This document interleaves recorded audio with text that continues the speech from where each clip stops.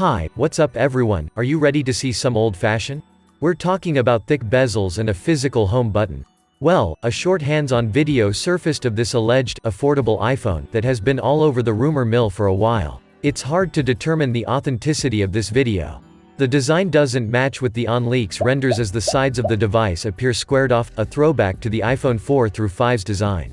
The thick top and bottom bezel on the front and the single camera on the back do match the renders. This phone will miss out on half a decade of innovation in smartphone design.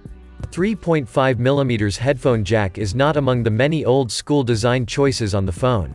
The phone will be powered by the latest Apple A13 chipset, though, which puts it in competition with even the top 2020 Androids.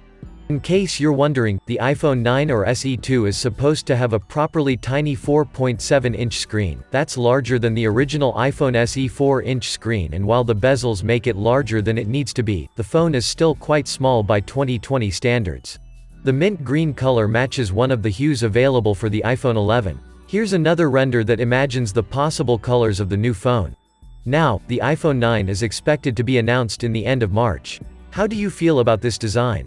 Drop your comments. See you till the next story. Also, subscribe. Peace out.